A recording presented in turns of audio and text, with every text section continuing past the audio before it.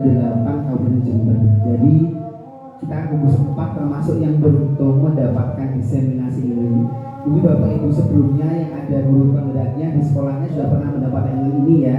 Tapi yang belum ada guru penggeraknya pasti nanti ini akan menjadi ilmu baru Bapak Ibu, yang akan nanti Bapak Ibu bisa terapkan di sekolah gitu ya.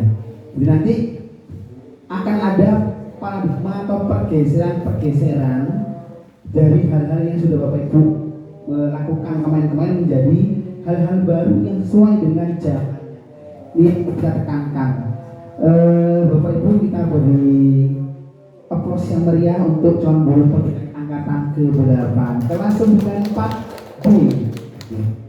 Kepada tim kelas 94B saya persilakan.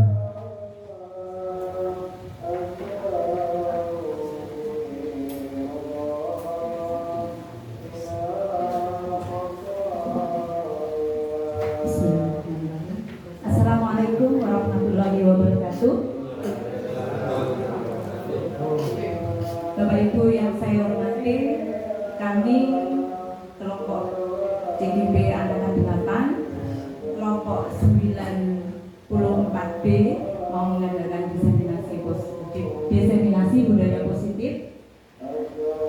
Sebelumnya akan saya perkenalkan saya sendiri, Dia Apriyanisati dari SDN Singosari 1.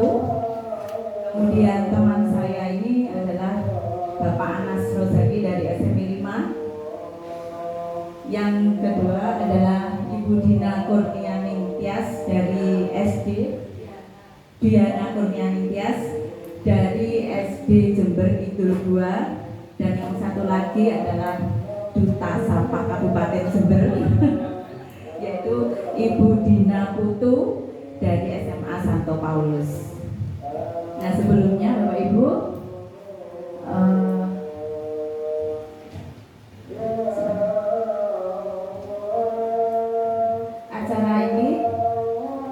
susunan acara pada hari ini adalah yang pertama sambutan dan pembukaan, yang kedua diseminasi budaya positif, yang ketiga refleksi, kemudian penutup. Yang pertama, sambutan akan diberikan oleh Bapak Suhendro Purwanto selaku pengajar praktik. Monggo Bapak Suhendro, saya persilahkan. Sangat enak sambutan terus Bapak Ibu yang lain terus gimana Bapak. Terima kasih. Assalamualaikum warahmatullahi wabarakatuh. Jadi alhamdulillah saya di PGB Angkatan sebagai pengajar praktiknya dari teman-teman calon guru penggerak. Kalau Bu Santi dan tim ini ada di kelas 94B, saya ada di kelas 93B. Cuman fasilitas sama, kita berada dalam satu fasil Bu ya. Dari Bu Dina, ini fasilnya dari Ponorogo. Jadi tidak banyak yang ingin saya sampaikan Bapak Ibu. Jadi kegiatan hari ini itu bukan semata-mata karena tugasnya sebagai seorang guru penggerak ya, tapi tugasnya calon guru penggerak untuk segera membagikan ilmu yang diterima di modul 1.4 kepada rekan-rekan yang ada di sekolah atau di gugus atau ada di kecamatan. Mengapa ini harus diberikan Bapak Ibu? Jadi saya titik beratkan kenapa ini harus diberikan, supaya paradigma Bapak Ibu guru sebagai pendidik yang kemarin itu bisa segera berubah setelah nanti Bapak Ibu mendapatkan ilmu tentang diseminasi budaya positif.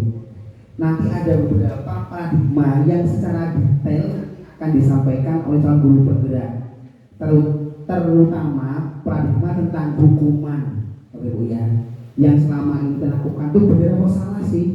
Kemudian peraturan yang ada di kelas kita itu sebenarnya harus bagaimana.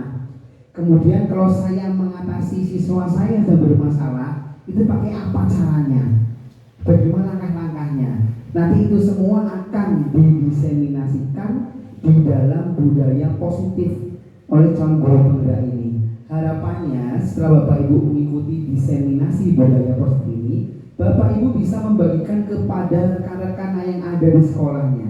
sehingga ilmunya nanti ini bisa getok tular dari satu orang ke orang lain, dan akhirnya semua sekolah itu bisa merasakan materi ini, tidak hanya sekolah yang ada calon guru penggeraknya.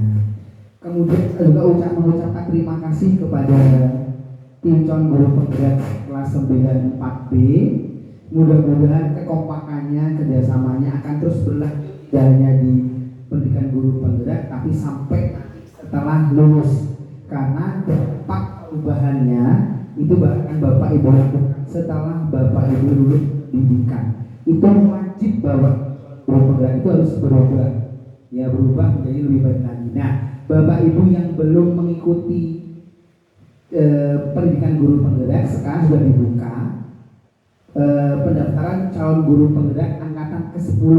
Silakan cek PKB-nya, penuhi semua syaratannya, isi esainya, lakukan uji wawancaranya. Nanti insya Allah Bapak Ibu akan lulus gitu ya. Jika Bapak Ibu mengalami kendala, bisa konsultasi dengan calon guru penggerak atau yang ada pengajar praktiknya, ya Bapak Ibu, supaya diberi tips dan trik supaya lolos, karena manfaatnya Bapak Ibu itu untuk saat ini semua jenjang karir itu didapatkan dari pendidikan guru penggerak. Saya bocorkan sedikit kemudahan Bapak Ibu ya. Kalau Bapak Ibu nanti ingin melaksanakan PPG ya, itu kalau Bapak Ibu sudah mengikuti guru penggerak dan lulus, Bapak Ibu tidak usah mengikuti perkuliahan, tinggal mengirimkan laporan selama mengikuti guru penggerak dan UP saja, tidak usah ikut kuliahnya. Kan nilai-nilai yang kemarin pendidikan guru penggerak itu sudah terakumulasi, sudah terhitung, ya. Itu kemudian salah satunya. Yang keduanya Bapak Ibu, angkatan saya angkatan ketiga Bapak Ibu ya. Jadi kalau disebutkan angkatan pertama, itu teman-teman saya yang PNS yang sudah 3J, itu kemarin sudah ikut uji kompetensi calon pengawas. Itu ada 43 orang dari SD dan SMP, dan sebagian besar teman-teman saya yang PNS itu sudah diangkat semua menjadi kepala sekolah. Ya, itu bukan kepala sekolahnya Bapak Ibu ya, tapi sangat rewardnya. Karena pendidikannya memang mengasihkan, menyenangkan, tidak ada target materi yang banyak ya, tapi ilmunya itu ilmu yang baru Bapak Ibu ya. Itu mungkin pengantar dari saya dengan bacaan Bismillahirrahmanirrahim, diseminasi budaya positif resmi kita buka. Saya akhiri, assalamualaikum warahmatullahi wabarakatuh. Diucapkan terima kasih kepada Bapak Suhendro Purwanto. Acara berikutnya yaitu diseminasi budaya positif. Kalau perkenalan tadi sudah, nanti ice breakingnya nanti saja sebelum kita memasuki materi. Bapak Ibu, sebelum kita mulai ke materi, saya membuat kesepakatan kelas. Monggo Bapak Ibu mungkin bisa membaca di sana kesepakatan kelasnya, kira-kira disetujui atau tidak. Mungkin ada yang perlu ditambahkan. Yang pertama adalah seluruh peserta memiliki kesempatan untuk berpendapat. Bagaimana Bapak Ibu? Setuju ya? Sepakat. Yang kedua, berpikiran terbuka dan saling menghormati. Sepakat ya? Yang ketiga, jika ada satu peserta berbicara, maka peserta yang lain mendengarkan. Sepakat ya? Berpendapat setelah dipersilahkan. Gimana? Sepakat. Yang berikutnya adalah berpartisipasi penuh dan aktif. Jadi nanti yang berperan di sini bukan hanya kami, tapi Bapak Ibu juga harus berperan. Yang terakhir adalah mengikuti sesi kelas dengan perasaan yang gembira. Bagaimana Bapak Ibu? Sepakat? Baik, terima kasih. Yang selanjutnya adalah tujuan diseminasi. Tujuan diseminasi ini adalah memahami peran sebagai guru untuk membangun budaya positif yang berpihak kepada murid.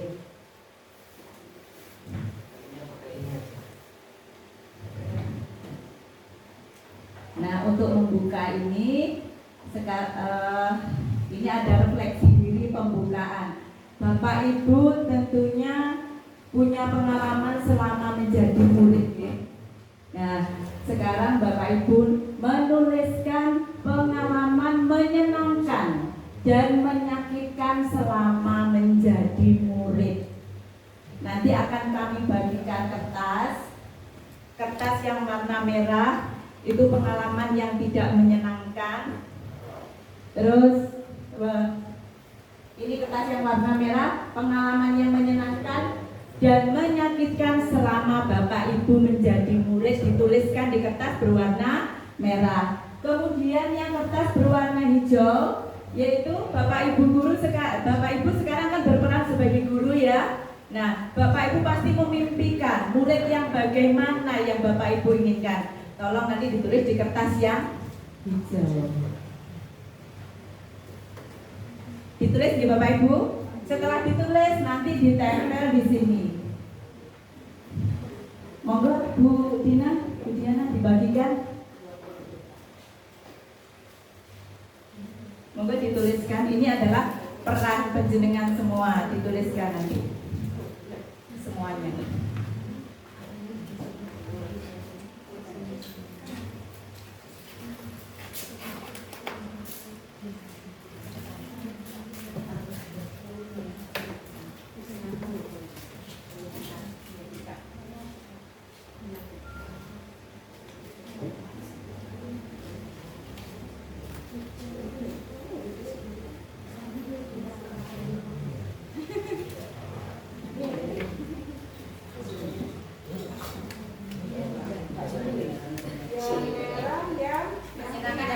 Yang kertas yang merah dituliskan pengalaman yang menyenangkan dan menyakitkan selama Bapak Ibu menjadi murid.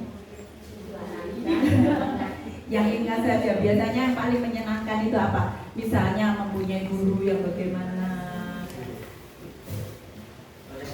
Pengalaman menyakitkan. Monggo Pak. Mohon izin.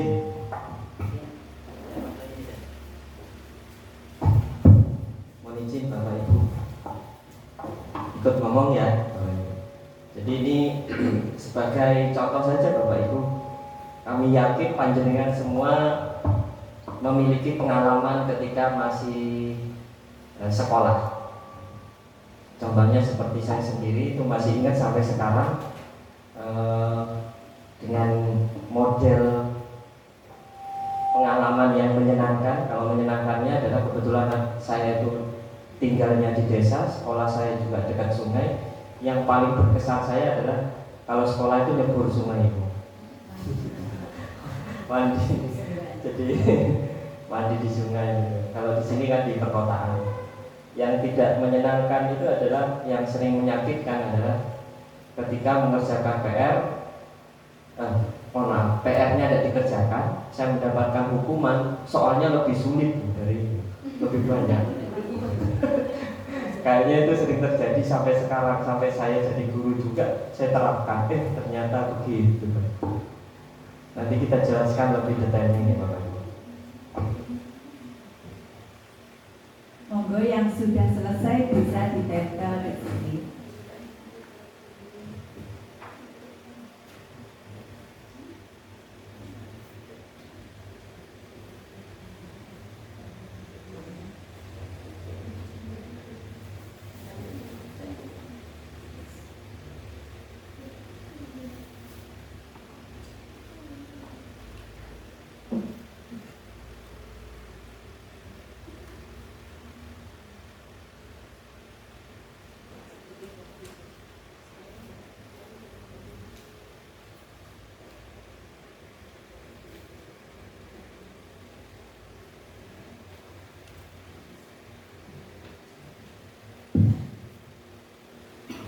Yang sudah selesai monggo langsung ditempel. Satu aja Bapak.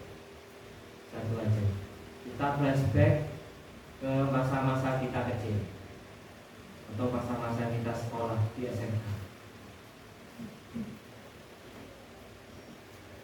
Ada yang sudah selesai? Oke, siap. Oke, satu aja Bunda. Oke. Merah dulu. Ya, merah dulu. Nakal gitu.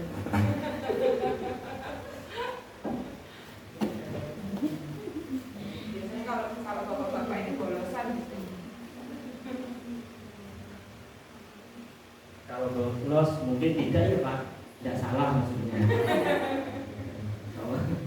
Jangan dipikir terlalu teman Bapak itu lupa ya Bu. Yang pernah dialami saja. Ini yang dulu jenengan waktu sekolah yang sampai sekarang tuh berkesan tuh apa?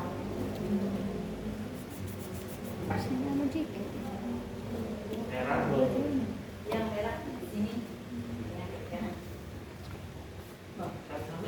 Kan sama yang tadi diperlihatkan. Oh iya, proyek yang seperti apa betul? Iya. Di bawah aja Bu, di bawah. Oh iya, Jangan tadi colek. ini sih proyek impian. Impian di bawah.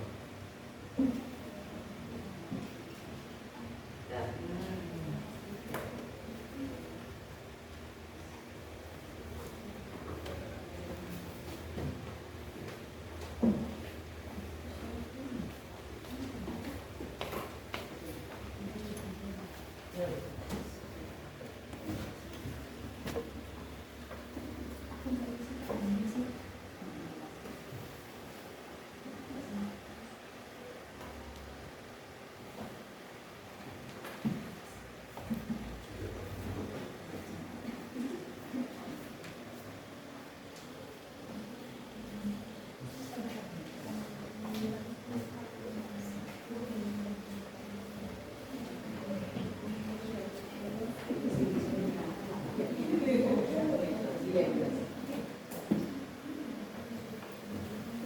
Sambut.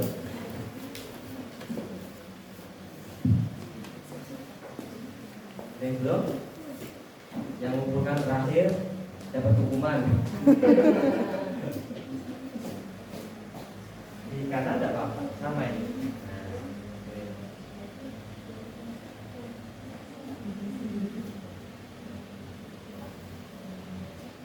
Baik, Bapak Ibu, ini sudah dikumpulkan semua? Sudah dicatat semuanya?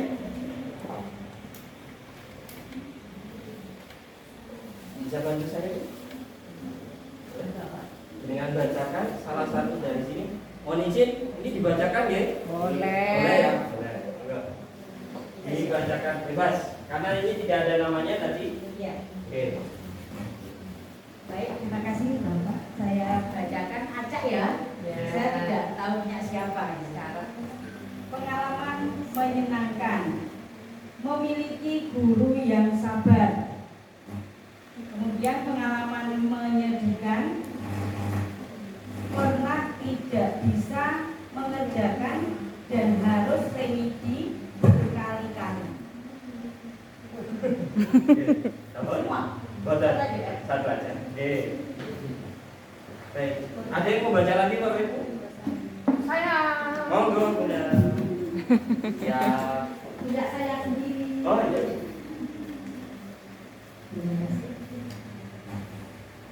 Pengalaman yang menyenangkan yaitu jika disuruh kerja bakti, saya itu sangat senang sekali, semangat. Dan pada waktu pelajaran olahraga, memang kesukaan saya olahraga. Yang kedua yaitu yang tidak menyenangkan, itu biasanya itu karena saya kok agak nakal, memang sekolahnya dulu, jadi sering disetra karena tidak mengerjakan PR. Itu saja, terima kasih. Terima kasih Bunda. Ibu siapa? Wida. Wida ternyata nakal ya. Ya, ya. Sekarang masih nakal.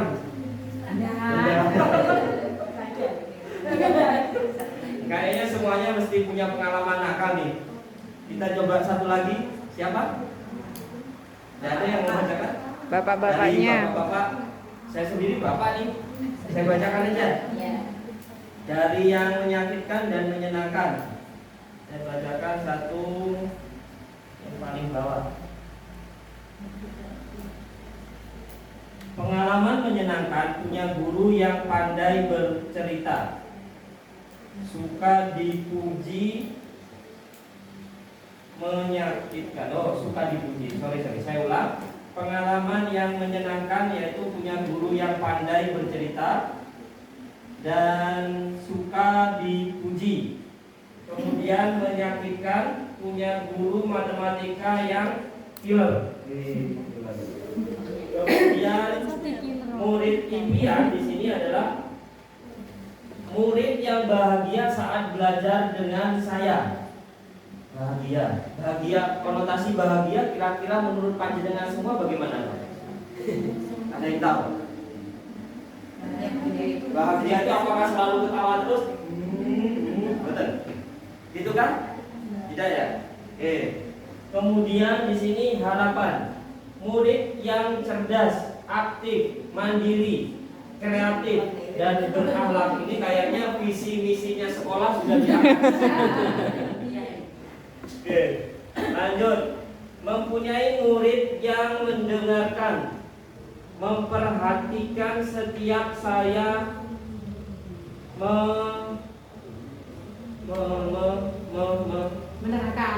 menjelaskan materi. Oke, itu kayaknya hampir seluruh Bapak Ibu guru punya cita-cita seperti itu.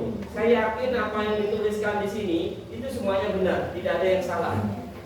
Panjenengan mengharapkan sebuah murid yang aktif, yang berakhlak, kemudian mandiri, kemudian kalau kita ngomong dia mendengarkan, kemudian dia juga menjadi siswa yang cerdas, dan bla bla bla. Harapannya banyak sekali untuk kita. Kira-kira kebayang nggak bagaimana caranya supaya murid kita yang kita harapkan itu bisa memenuhi kriteria kita? Selama ini yang kita lakukan adalah murid hanya diminta sesuai dengan kita. Selama ini. Jadi, ayo konsep benar. Mandiri itu seperti ini, berakhlak itu seperti ini. Selama ini hanya kita yang memaksa mereka untuk berusaha sesuai dengan kehendak kita. Nah, lebih lanjutnya nanti akan kita lanjutkan di next materi ini. Lanjut, dia. Enggak. Di sini juga ada pertanyaan. Mungkin bisa dibacakan Bu Dia atau siapa?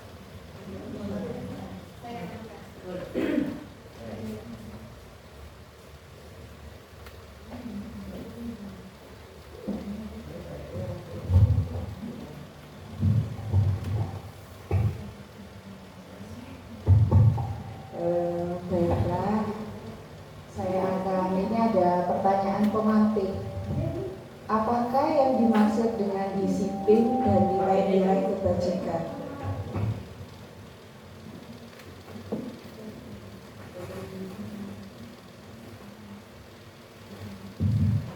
Kemudian apa yang Bapak Ibu lakukan untuk mendisiplinkan murid? Yang ketiga, menurut Bapak Ibu apa yang dimaksud dengan keyakinan?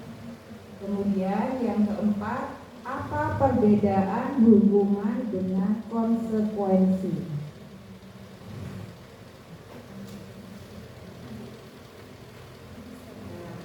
Di sini disiplin adalah artinya bertanggung jawab terhadap segala tindakan yang dilakukan yang didasarkan pada kebajikan universal.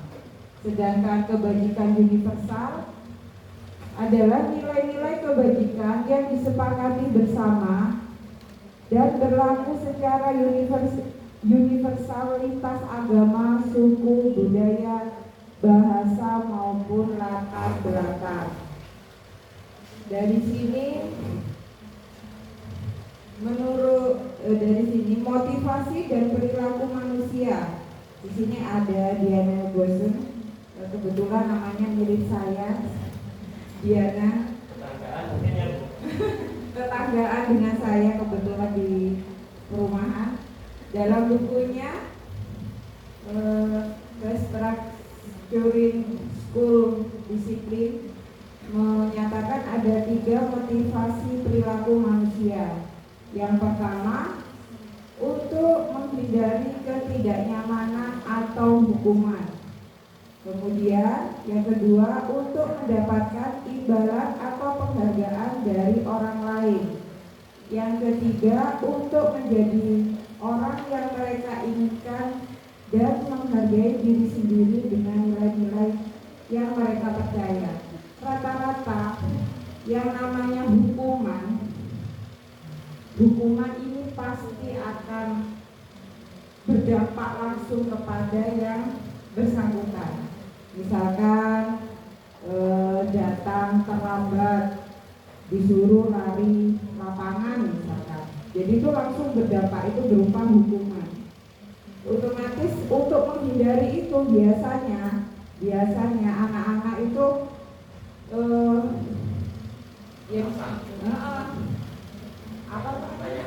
banyak alasan berbohong, akhirnya mereka berbohong agar tidak dihukum.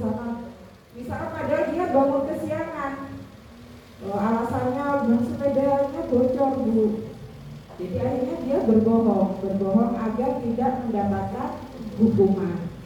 Nah, di sini ada hukuman, konsekuensi, dan restitusi. Kalau hukuman harus terjadi. Konsekuensi juga begitu, harus terjadi. Jadi kalau misalkan dia melakukan kesalahan, pasti dia akan mendapatkan konsekuensi. Jadi hukuman dan konsekuensi ini memang harus terjadi. Sedangkan restitusi itu adalah pilihan. Jadi anak-anak itu bisa memilih. Nanti kita bahas lebih detailnya nanti di selanjutnya. Kemudian yang kedua, kalau hukuman anak akan tersakiti. Kemudian korban mendapat keadilan, membuat tidak nyaman murid dalam jangka waktu panjang. Jadi kalau hukuman itu membuat murid tidak nyaman Bu. Misalkan sudah tahu dihukum, dia itu kadang-kadang juga malu. Jadi jangka waktunya itu panjang dia itu untuk perasaannya itu panjang. Kemudian paksaan, jadi bersifat memaksa kalau hukuman. Terus yang keenam, mengontrol anak dengan penguatan negatif.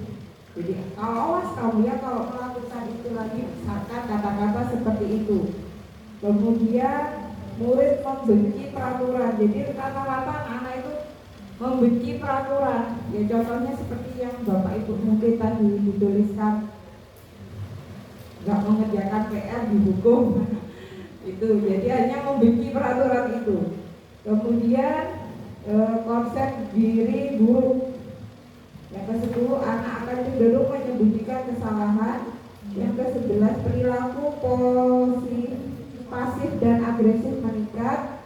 Peraturan ini biasanya dibuat oleh guru, bukan seperti restitusi. Nanti kita bahas selanjutnya. Sebenarnya konsekuensi ini hampir sama, ya Pak Anas, hampir sama dengan hukuman. Sama-sama membuat anak itu tidak nyaman, walaupun jangka waktunya pendek, tetapi sama-sama membuat anak ini tidak nyaman. Kadang-kadang misalkan kita ini, misalkan anak-anak bertengkar seperti ini, korban terkadang terabaikan. Nah, di sini biasanya kita ini hanya yang kita misalkan dialog itu hanya yang melakukan saja. Korbannya kadang-kadang kita lupa dengan korbannya. Misalkan bertengkar, jadi yang mukul itu yang kita bahas, kita benar-benar mendetail untuk ditanya kenapa. Kadang-kadang lupa korbannya itu bentuknya apa.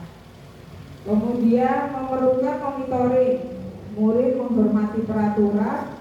Kemudian stimulus respon. Yang 8, mendorong kepatuhan. Yang 9, konsep diri baik. Yang ke-10, anak belajar taat peraturan. Yang ke-11, mengontrol anak dengan penguatan positif. Jadi konsekuensi ini masih ada penguatan positifnya. Yang ke-12 dibuat guru dan murid. Yang ke-13 membuat dengan mengingatkan peraturan. Biasanya konsekuensi ini sering kita buat dengan kesepakatan kelas. Kalau sekarang ini beda lagi, bukan kesepakatan kelas, tapi keyakinan kelas. Nah, sekarang diganti lagi. Jadi sekarang itu memakai keyakinan kelas. Nah, kalau kesepakatan kan sepakat ya. Jadi nanti kalau datang kalian menulis, misalkan menulis saya tidak akan terlambat sampai 100 kali misalkan. Nah, itu kesepakatan. Jadi kalau sekarang itu beda. Sekarang itu yang baru keyakinan keras. Nah, yaitu hukuman. Juga tapi kan dari kesepakatan gitu. Nah, jadi hukuman. Jadi restitusi konsekuensi ini masih ada bersifat hukuman meskipun tidak terlalu banyak seperti hukuman. Sedangkan restitusi merupakan pilihan. Yang kedua, menguatkan jangka panjang. Korban mendapatkan ganti, masalah terpecahkan, murid bertanggung jawab akan perilakunya, kemudian murid akan menghormati dirinya dan orang lain. Terus kemudian teori kontrol. Yang ke-8 konsep diri kuat. Yang ke-9 murid mengontrol dirinya sendiri. Yang ke-10 dibuat oleh murid sendiri. Yang ke-11 guru menguatkan dengan keyakinan kelas. Jadi kalau keyakinan kelas itu yang membuat itu murid-murid sendiri.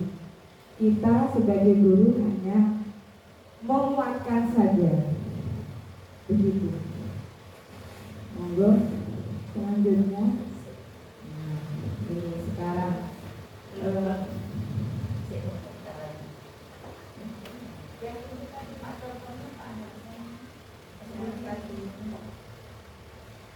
ya ini.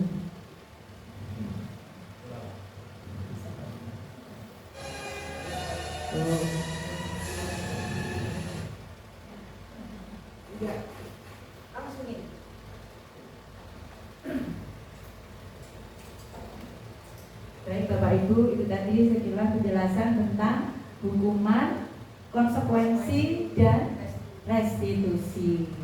Monggo sebelum ke materi berikutnya, Bapak Ibu kelihatan ngantuk ya. Supaya tidak ngantuk, mari kita ice breaking bersama sebentar saja. Monggo Bapak Ibu dipersilakan berdiri biar seger badannya. Mari kita ice breaking dulu. Monggo Pak Anas, Bu Dina. Mulai awal Bu Dina. Mulai awal. Ya Pak Anas di depan. Silakan. Dari kode itu. Ayo Pak Anas. Nanti lebih mudah. Monggo, enggak apa-apa di depan sini. Monggo semuanya di depan. Oke, yang belakang. Yang belakang nanti enggak berani.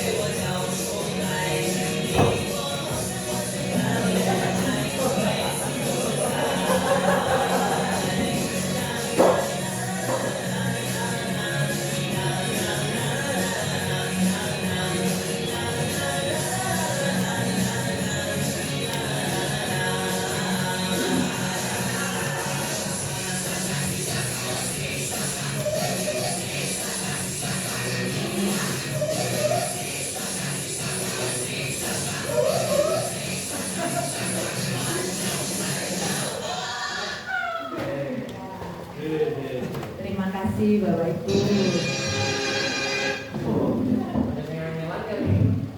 Terima kasih Bapak Ibu. Kita akan memasuki materi berikutnya yang akan disampaikan oleh Pak Anas. Oke, terima kasih Bapak Ibu. Kesempatan saya lagi untuk menyampaikan materi, yaitu kalau tadi sudah dibahas mulai dari awal yaitu hukuman, restitusi, dan konsekuensi. Sekarang kita masuk tentang apa itu yang dimaksud dengan keyakinan kelas. Sebenarnya ini nyambung dengan apa yang tadi sudah dijelaskan oleh teman saya yaitu Bu Diana. Jadi kita akan belajar dan mengetahui apa itu keyakinan kelas. Selama ini kita di kelas Bapak Ibu, kita hanya mengajar dan mengajar gitu saja, tanpa mempedulikan apa yang dicita-citakan oleh seorang murid. Bahkan guru hanya melegalkan caranya dirinya sendiri, hanya ingin berupaya supaya muridnya itu sesuai dengan keyakinannya, yaitu sesuai dengan cita-citanya.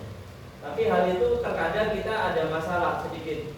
Kita menurut kita merasa benar, tapi menurut siswa itu adalah hal yang salah. Seperti halnya yang saya lakukan di sekolah saya pun juga sama.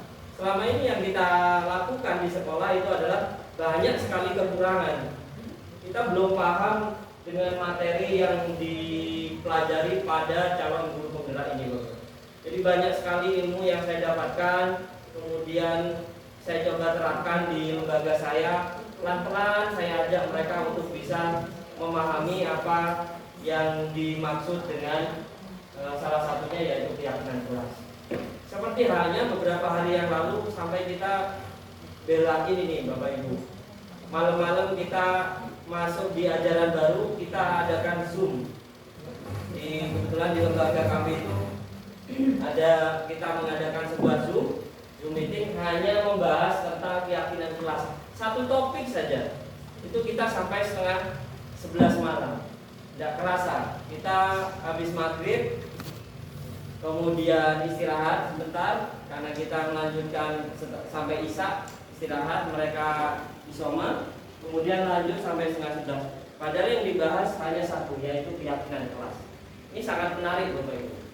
Kemudian poin yang kedua, apa perbedaan keyakinan, kesepakatan, dan aturan kelas. Yang ketiga, bagaimana membuat keyakinan kelas. Kalau kita lihat dari keyakinan kelas, yakin, berarti di kelas itu harus timbul kalimat yakin antara kedua belah pihak. Jadi antara guru dengan murid itu harus memiliki keyakinan. Yang dimaksud keyakinan di sini bukan hanya agama, tapi keyakinan bahwa kita untuk melaksanakan sesuatu itu kita bisa. Itu poin yang pertama. Kemudian atas dulu. Yang kedua, perbedaan keyakinan dan kesepakatan dan aturan kelas. Kalau keyakinan itu berdasarkan dari kita, jadi timbulnya dari kita. Jadi dia akan memunculkan, saya yakin akan bisa melakukan itu. Kemudian ketika kita gagal melakukan sesuatu, maka dia juga akan tahu konsekuensinya. Dia akan tahu untuk memecahkan masalahnya. Beda halnya dengan kesepakatan atau aturan kelas. Kalau kesepakatan tadi disebutkan oleh Bu Diana, kita sepakat nih antara kedua belah pihak, sama-sama kedua belah pihak. Tapi kalau melanggar maka ada konsekuensinya begini, aturannya begini. Begitu juga dengan aturan kelas. Aturan kelas juga sama. Aturan biasanya itu di masing-masing sekolah itu sudah muncul. Bahkan di tempat saya itu aturan sudah tertempel di tembok. Karena kita masih menggunakan model yang lama, aturannya semuanya itu baku, tidak boleh dilanggar. Dan setelah saya mempelajari guru penggerak, ternyata oh iya ya. Jadi kita ada perubahan dari diri saya untuk bisa mengajak rekan-rekan saya membuat sebuah keyakinan kelas dan merubah sebuah aturan kelas itu dari hal yang menyeramkan jadi yang menyenangkan untuk siswa. Next. Merumuskan keyakinan kelas. Di sini kita coba ada 7 poin Bapak Ibu. Keyakinan kelas bersifat lebih abstrak daripada peraturan. Dan keyakinan kelas itu juga lebih rinci dan konkret. Contohnya nih Bapak Ibu, keyakinan yang seperti apa? Next dulu aja. Contohnya seperti ini. Setiap anggota kelas perlu belajar. Setiap anggota kelas perlu senang. Setiap anggota kelas perlu melakukan tugas. Di sebelahnya juga sama, selalu bersikap positif, senantiasa menjadi pribadi yang baik, percaya dan menghormati orang lain serta barang miliknya, berkomitmen terhadap setiap tugas dan senantiasa membantu. Ini kita coba terapkan kepada anak-anak kita, anak didik kita. Harapannya ini kan sekedar contoh yang kita tayangkan di sini. Harapannya kalimat ini muncul pada setiap siswa. Jadi kita sebagai guru ini fungsinya hanya menuntun mereka sesuai dengan Ki Hajar Dewantara yang berpendapat bahwa pendidikan itu adalah berpusat pada murid. Kita, guru, mengantarkan murid-murid kita sesuai dengan kodratnya, kodrat alam dan kodrat zaman. Kebetulan di kelas ini sudah tertempel tuh. Ing ngarso suntulodo, ing madyo manungkaso, tuturi handayani. Di depan kita menjadi panutan Bapak Ibu, yang di tengah kemudian kita membangun niat, yang di akhir yaitu tuturi handayani memberikan dorongan. Artinya Bapak Ibu, sebelum kita melakukan sesuatu, kita harus bisa menjadi contoh dulu. Yang paling sederhana itu adalah tidak usah dari omongan aja dulu. Kita masuk di kelas itu sudah bisa dicontoh oleh anak-anak. Cara berpakaian, cara berpenampilan ketika kita menyampaikan sesuatu itu juga bisa akan menjadikan contoh untuk anak-anak. Kemudian kita juga membangun niat, bagaimana caranya membangun niat seluruhnya untuk bahwa kita di sekolah ini fokus untuk belajar, bukan mencari pacar. Kebetulan kalau di SD tidak ada ya? Ada. Oh ada ya? Kalau di SMP itu tidak punya pacar, katanya tidak laku katanya Bu. Anak sekarang ya agak sedikit berbeda lah, apalagi kalau di SMA ya Bu. SMA. Lanjut, kembali lagi ke depan Bu. Ya, di poin kedua, keyakinan kelas berupa pernyataan-pernyataan universal, yaitu bersifat umum. Jadi tidak terbatas dengan agama, suku, atau terbatas si anak ini kaya. Jadi kalimat yang kita buat atau mereka yang menyatakan sesuatu keyakinan itu tidak berdasarkan hal-hal yang menyinggung dari ras itu tadi. Sebagai contoh misalkan, Pak, saya biasa kalau saya ke sekolah saya akan tertib, saya akan datang tepat waktu asalkan saya datang dengan teman saya yang kaya. Nah itu kalimat yang tidak enak sudah. Saya berani, saya siap Pak di sekolah, aku aktif bertanya terus. Kalau teman saya di sebelahnya itu adalah ini, itu membatasi dan tidak membuat sebuah keyakinan kelas itu aktif atau benar. Yang ketiga, pernyataan keyakinan kelas senantiasa dibuat dalam bentuk positif, bukan negatif. Saya yakin di sini Pak Jenengan semua paham lah kalimat positif dan negatif. Yang keempat, keyakinan kelas hendaknya tidak terlalu banyak sehingga mudah diingat. Jadi kalimatnya itu pendek tapi mudah diingat. Seperti halnya di atas itu bagian dari kayaknya itu tata tertib yang ditempel.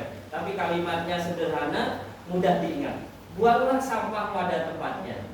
Biasanya yang ada itu sampai saat ini di sekolah saya itu masih ada kalimat dilarang dilarang membuang sampah, jangan membuang sampah. Nah kalimat jangan itu di kurikulum yang baru ini itu dihilangkan. Ya, dengan kalimat yang mudah diingat.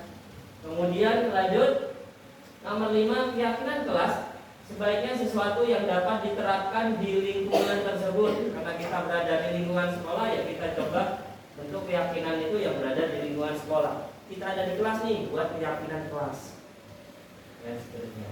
Karena semua warga kelas hendaknya ikut berkontribusi dalam pembuatan keyakinan kelas lewat kegiatan curah pendapat. Jadi masing-masing orang itu diberi kesempatan untuk menyampaikan sesuatu. Jadi tidak dibatasi. Kadang ada anak yang berpendapat, teman yang lain langsung apa bilangnya, ya ngejek dan seterusnya.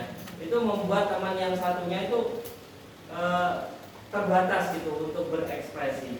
Nah, kita sebagai guru adalah fokusnya adalah sebagai manajer. Bagaimana caranya kita menguasai sebuah kelas itu, mengkondisikan di awal dulu.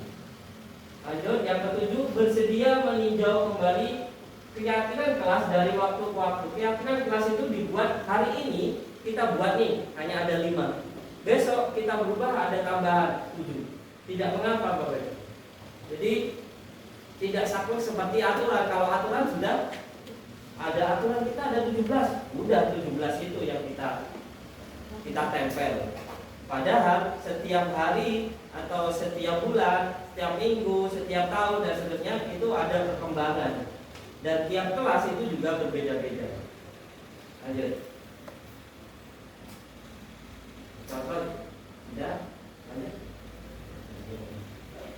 5 kebutuhan dasar manusia.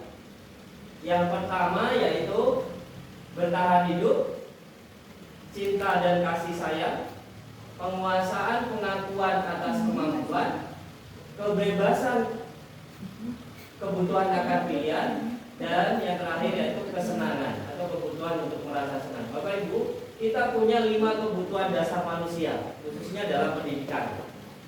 Jadi bertahan hidup jelas. Tidak mungkin kita sampai saat ini itu tidak berusaha untuk bertahan hidup. Seperti halnya kami saat ini, kita melakukan diseminasi ini juga bagian dari bertahan hidup. Panjenengan hadir ke sini juga sama, bagian dari untuk bertahan hidup, bagian dari tugas kita. Kemudian cinta dan kasih sayang, tidak mungkinlah manusia hidup di muka bumi ini tidak membutuhkan sebuah cinta dan kasih sayang, apalagi dari seorang yayangnya sendiri. Ya, ini mohon maaf sudah berkeluarga semua? Belum. Oh, ada yang belum, nanti kita carikan dulu.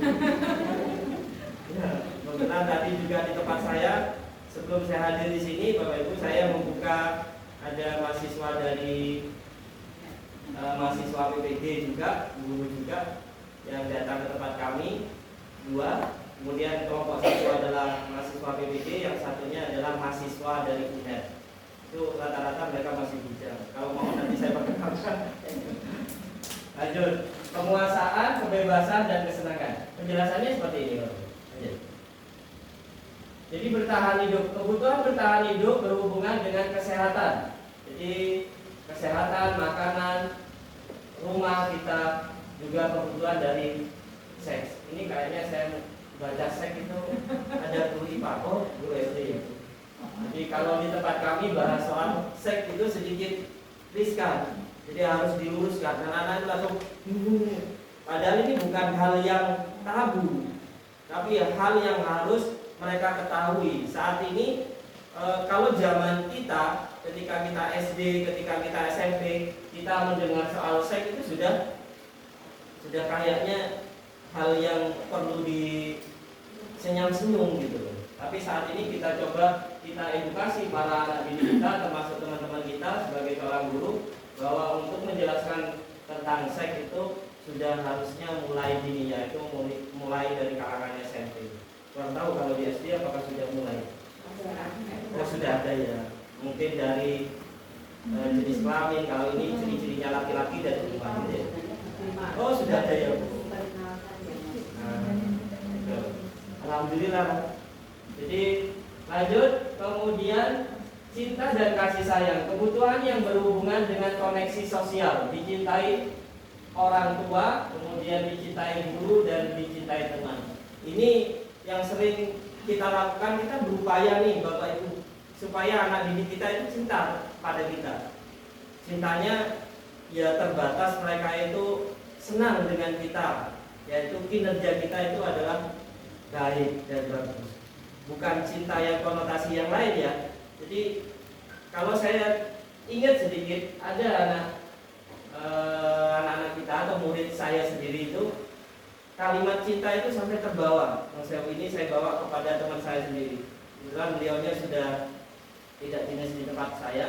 Ada satu siswa anak kelas 3, saking cintanya itu sampai menyampaikan, saya siap jadi istri keduanya. Sampai iya bu, nyata ini bu ada bu. Saking SMP sampai segitunya. Tapi kita bersikaplah profesional karena ya jadi karena cinta dan kasih sayang itu memang sudah muncul dari kecil gitu loh. Cuman kita sebagai guru bagaimana cara mengarahkan mereka, cintanya itu harusnya bagaimana. Jadi cintanya bukan seperti halnya langsung siap menikah, bukan.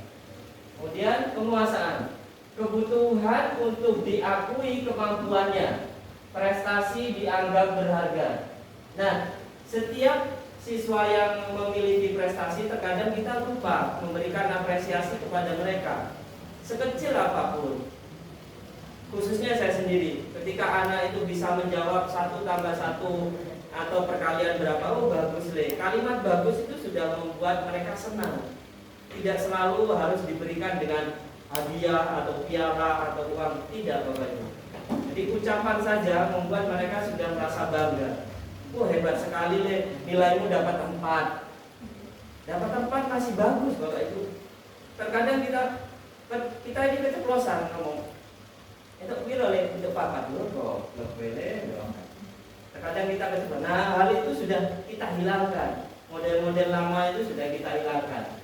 Jadi kita berupaya untuk bagus le, besok ditingkatkan lagi ya. Bagaimana dengan siswa yang dapat 0? Juga kita beri apresiasi. Bagus le, karena kamu sudah mengerjakan dengan jujur. Pokoknya ada kalimat pujian lah untuk mereka. Lanjut. Kesenangan, kebutuhan akan kebebasan, mandiri, otonomi. Biasanya menginginkan pilihan, banyak bergerak, suka mencoba, tidak terpengaruh dengan orang lain, dan senang dengan hal-hal baru. Murid-murid kita itu biasanya mencintai atau ingin mencoba dengan hal-hal baru. Justru anak-anak kita kalau dilarang dia akan semakin melunjak, akan semakin penasaran kenapa kok dilarang. Tapi kalau kita fasilitasi, tapi kita arahkan, kita tuntun mereka dengan yang benar, maka insya Allah itu akan jadi sebuah prestasi untuk mereka. Sebagai halnya contoh, saat ini HP itu dilarang hampir saya tanya ke teman-teman SMP itu hampir rata-rata HP dilarang masuk. Beralasan, banyak mudorotnya Pak HP itu. Orang pertama yang menentang itu HP boleh masuk itu adalah saya Bapak Ibu. Sebelum ada ini itu adalah saya sendiri. Setelah saya coba nih melobi Ibu Wakasek, saya coba melobi teman kurikulum, saya mencoba melobi Bapak Kepala Sekolah. Pertama memang gagal, tidak panas, itu akan membawa dampak kepada anak-anak. Oke lah, dampak. Pelan-pelan ini, saya coba nih di luar kegiatan sekolah, kegiatan ekstra, saya coba munculkan Bapak Ibu. Kegiatan anak yang menginginkan Pak, saya boleh bawa HP enggak Pak? Kira-kira HP itu kapan Pak? Untuk bikin ini Pak, bikin video. Buat main game? Enggak Pak, bikin ini.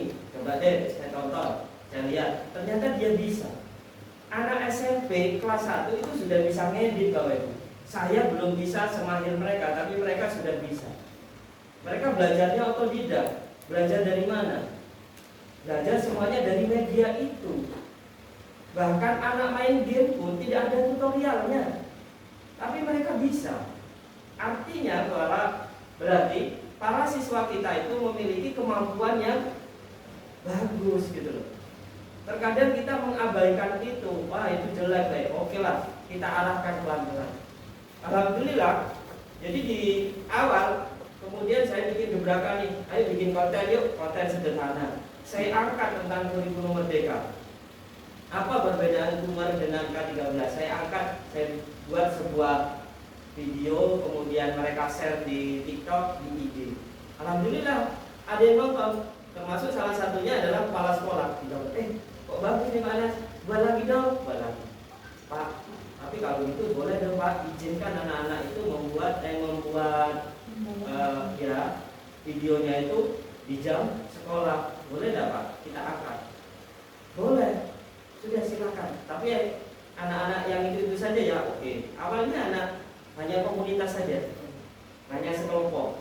Kemudian dari sekelompok ini menularkan ke beberapa temannya. Kita buat dalam satu aula, kita presentasikan cara membuat begini, begini. Ternyata membuat semua. Ini berkembang. Nah, jadi permasalahan yang sudah ada, kemudian kita kaji. Kalau kita bahas ini, kayaknya kita agak sedikit flashback dengan materi kita, Bapak Ibu. Di calon guru penggerak itu ada namanya di modul 1.3 itu membuat sebuah visi sekolah. Nah, di visi sekolah, cara menyusun visi itu diangkat dari sebuah permasalahan yang ada di sekolah. Kemudian dari permasalahan itu solusinya bagaimana yang bisa diangkat menjadi hal yang paling menguatkan misalnya. Itu di modul 1.3. Kemudian saya angkat tuh Bapak Ibu. Alhamdulillah sekarang itu diangkat, bahkan kemarin kita rapat, Pak Anas, ini kita angkat menjadikan sebuah ekstra ya. Ekstranya kita coba ekstra jurnalis dan video konten. Tahu nggak Bapak Ibu peminatnya siapa? Peminatnya rata-rata semuanya minat ke video konten. Bayangkan, yang sepak bola kalah, futsal kalah, sepak takraw kalah, voli kalah. Peminatnya sekarang hampir semua siswa itu memilih video konten. Sekarang yang jadi bingung saya, ya apa cara ngajar? Ngajari anak-anak itu bagaimana dengan seluruh siswa? Nah, itu tantangan berikutnya bagi kami Bapak Ibu guru yang ada di tempat saya. Jadi titik kuatnya adalah bahwa anak-anak itu memiliki kemampuan berbeda-beda. Mari kita tuntun mereka ke hal-hal yang benar. Hal yang jelek bagaimana Pak caranya? Banyak trik sekali Bapak Ibu. Kalau mereka takut main game di tempat kami, kita buatkan kotak. Kalau sebelumnya kotak itu mereka taruh HP, duduk HP, gurunya datang terlambat atau ada pergantian jam, mereka bermain game. Jangankan mereka, kita juga sama. Ada waktu jeda saja, kita rapat saja, kita masih main game. Benar, belum mulai main game. Gurunya ya. Jadi apalagi muridnya. Bagaimana untuk menghindari perbuatan seperti itu? Kita buat kotaknya itu yang ada gemboknya. Gemboknya itu dibuat kuncinya hanya diserahkan atau digantung di masing seperti kelas ini, digantung kelas A, kelas B. Jadi ketika guru yang ngajar kelas A, maka dia akan membawa kunci itu sesuai dengan kebutuhannya. Dia akan mengajarkan menggunakan perangkat HP atau tidak. Alhamdulillah, langkah pertama ini masih efektif. Mudah-mudahan seterusnya efektif. Lanjut, kemudian di kebebasan, kebutuhan untuk mencari kesenangan, bermain dan tertawa. Biasanya menikmati apa yang dilakukan. Suka bermain, suka melucu, bergurau, dan menggemaskan. Ini sering dilakukan oleh murid-murid kita. Mereka mencari perhatian sebenarnya. Mereka ganggu supaya dia diperhatikan. Terkadang dia mengucapkan sesuatu berharap temannya yang lain itu ketawa. Ketika teman-temannya ketawa, dia merasa senang, bahagia. Nah, itu bagian dari kebebasan. Terkadang Bapak Ibu, sisi lainnya, gurauan itu tidak mengena kepada semuanya. Ada satu siswa terkadang guyonan kita itu menyinggung dari teman yang lain. Kemarin juga itu ada sampai orang tuanya ngamuk-ngamuk datang ke sekolah, bapak ibunya ngamuk, udah ketem-ketem, pengen marahi si satu anak gara-gara mengintimidasi anaknya sendiri. Sampai hari ini si anak itu tidak berani masuk. Takut masuk sekolah karena diancam oleh kakak kelasnya. Jadi mereka padahal kita betul, kita pertemukan nih, orang tua kita dudukkan, anak-anak kita dudukkan sendiri-sendiri, kita tanya satu-satu, ternyata ujungnya awalnya itu hanya berdasarkan guyonan saja. Awas yo, kowe digoleki Mas Ibu. Padahal Mas Ibu tidak tahu kakak kelasnya. Jadi Mas itulah, kok kebetulan si kakak kelasnya itu juga bertanya, kowe sing jenenge Andri? Yo kakak. Ini meyakinkan dia, aku digolek tenang, katanya saya ditunggu pulangnya, mau dipukuli katanya. Sampai sekarang ini Bu, tidak masuk Bu. Jadi upaya kita memediasi, alhamdulillah hari ini kita upayakan mereka sudah clear. Nah, jadi berawal dari gurauan. Nah, kita tekankan kepada anak-anak bahwa gurauan itu juga ada batasnya.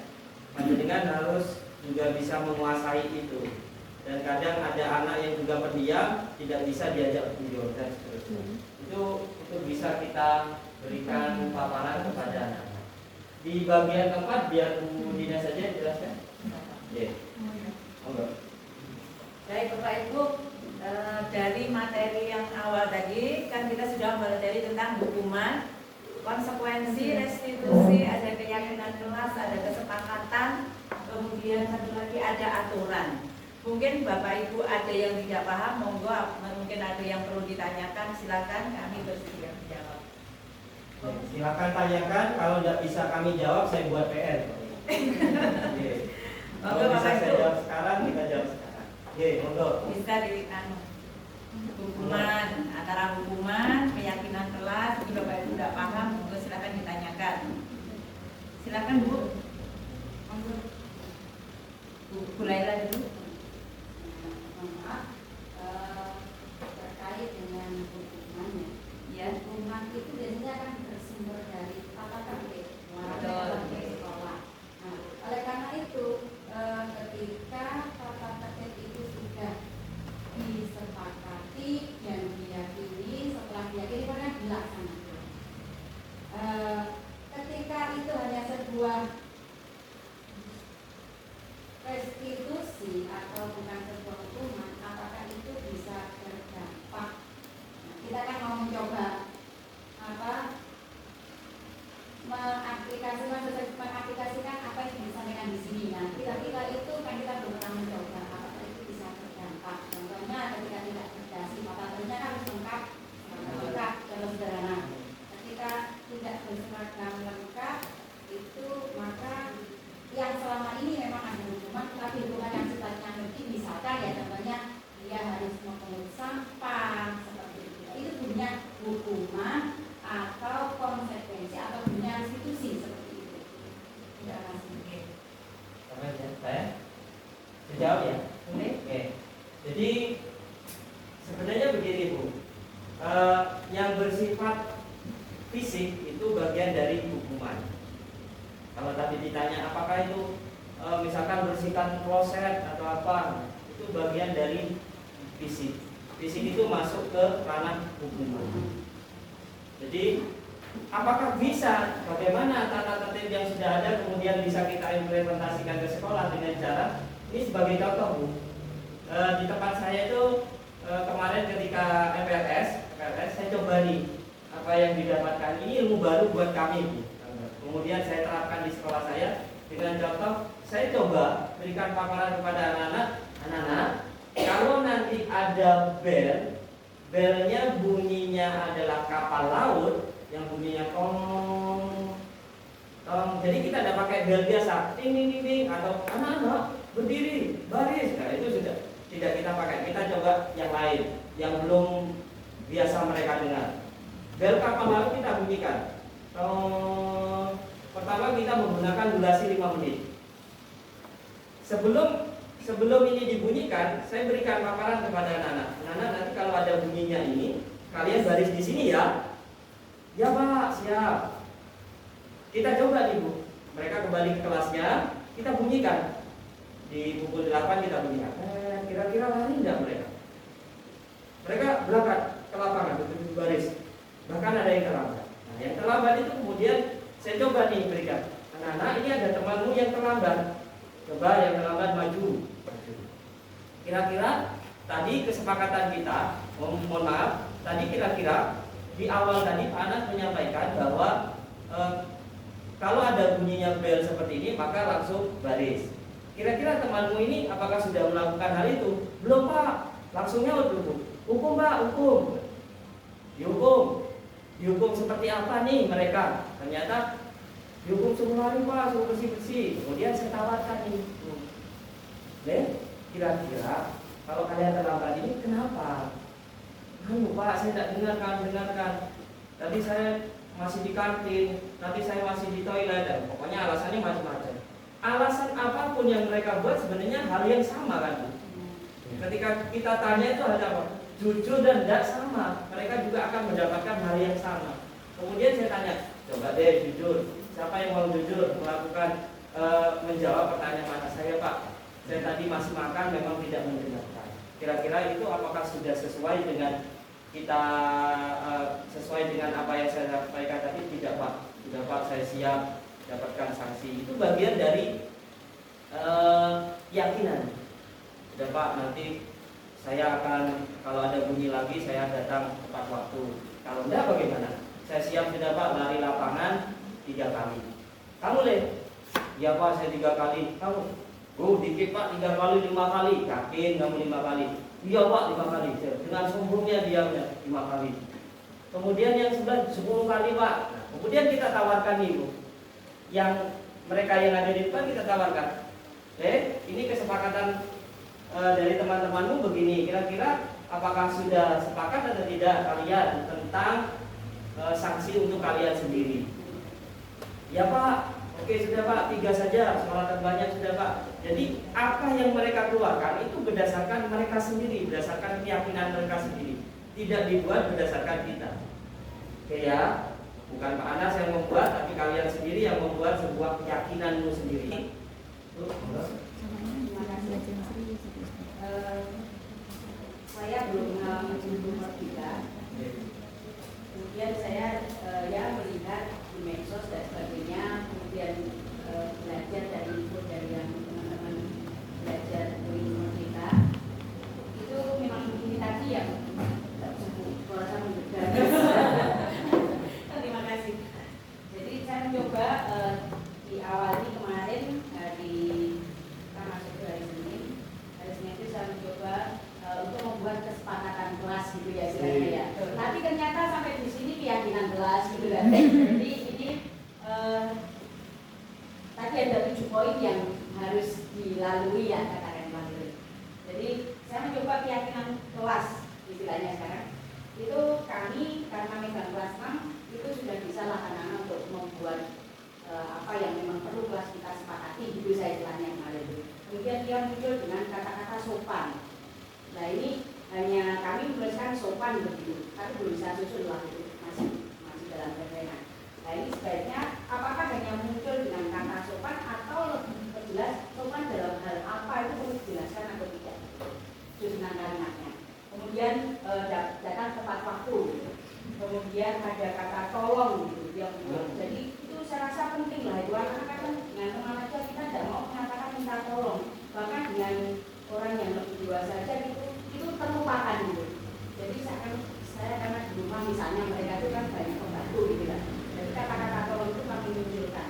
Dan kemarin itu ide dari anak sini, bukan dari saya. Kemudian buanglah sampah pada tempatnya tadi. Itu muncul juga. Kemudian jujur. Kemarin saya senang anak itu mengatakan jujur Bu. Mengatakan jujur. Jadi kata-kata jujur itu perlu kita angkat. Sepertinya sekarang itu kita dengungkan kembali. Jujur dalam hal apa? Kemarin saya menjelaskan banyak hal, tapi untuk rumusan perlu saya diberi informasi nih Pak. Untuk rumusan kalimatnya, jujur saya bahas banyak hal. Jujur tentang misalnya kita ada PH, kadang-kadang kan nggak jujurnya apa ketika sudah diberikan dibagikan ke orang tua tanda tangan karena di rumah itu kadang orang tua mengintimidasi nilai terendahnya itu harus 90 misalnya. Nah, begitu nilainya dapat di bawah 9 itu mereka rekayasa gitu kan. Banyak hal yang dia lakukan dari saya angkat di situ, saya akan coba tadi anak-anak menunjukkan itu. Yang saya tanyakan rumusan kalimatnya lah. Rumusan kalimatnya apakah harus detail sampai tadi yang ditanyakan ada sanksi, ada hukuman dan sebagainya tadi, ataukah cukup kata sopan gitu karena banyak luas sekali lah itu. Jujur juga begitu. Itu yang pertama. Yang kedua di situ tadi saya melihat ditinjau kembali berdasarkan bersedia meninjau kembali keyakinan kelas dari waktu ke waktu. Lah ini yang idealnya itu yang terakhirnya itu yang idealnya itu berapa bulan sekali atau berapa minggu sekali, mohon informasi. Kemudian ada lagi satu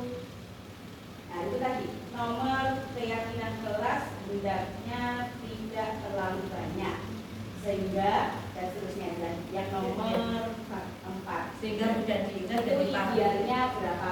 Kalau dari kami kemarin kelas 6 itu memunculkan 5 itu kebanyakan atau kan cukup atau bagaimana? Oke. Matur Terima nuwun kasih, Bu. saja. Terima kasih. Beri aplaus untuk Bunda yang Luar biasa. pertanyaannya bagus.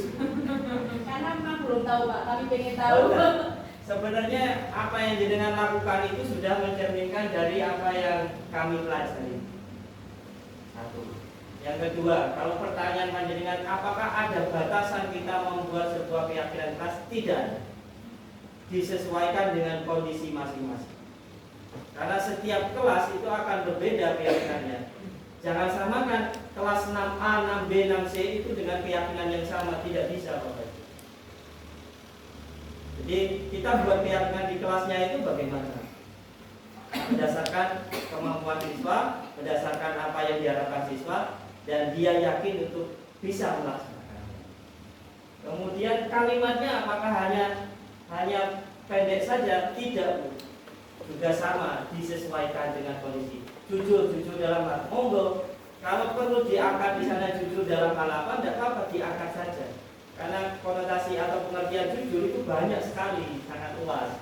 Terkadang anak itu tidak paham apa sih jujur. Kalimat sopan saja itu tidak tahu. SMP itu masih ada Bu yang kalimat sopan. Saya sudah sopan Pak, tapi dia mendelik-mendelik. Enggak Bapak. Kemarin kita diskusi, kita persiapan untuk pawai obor malam 1 Muharram itu. Sorenya saya kumpulkan anak-anak. Karena mereka kesulitan untuk mencari obornya, mereka itu saya coba dengan cara ini Bapak. Ternyata ada satu siswa yang bilang, Pak, saya sudah cari Pak. Itu Talang Sari ada. Salah satu teman saya yang juga, itu kan yang kemarin anak itu yang juga protes masalah juga. Itu coba deh kita angkat tentang keyakinan kelas. Disendirikan. Kita tidak prokan pada seluruh siswa karena kita berkumpul di aula. Karena kalau kita sampaikan, kita jelaskan, terkadang anak ini punya rasa malu atau tersinggung dari kita sendirikan. Jadi kalimatnya kita jelaskan nih, tahu kalimat sopan bagaimana. Jadi khusus si anak ini, ya kita jelaskan apa itu arti dari sopan. Sopannya itu kalau ngomong begini nak, jangan mendelik-mendelik. Terus ya, Pak, saya ini tidak mendelik, memang fisik saya begini. Jadi, oh gitu tadi ya. Tapi kamu dilihat oleh orang lain itu adalah tidak sopan. Jadi upayakan santai saja kalimatnya ditegakkan. Oh ya Pak, Mas. Saya tunjukkan Bapak Ibu. Kebetulan ada WA-nya. Saya tunjukkan ya. Saya masih ada. Nah. Jadi dia minta maaf. Kembali lagi ke apa yang diyakini. Akhirnya dia pulang. Mungkin dia berpikir, Pak, saya minta maaf ya. Nama saya Aziz. Saya minta maaf. Tadi sudah tidak sopan. Padahal tidak kita marahi.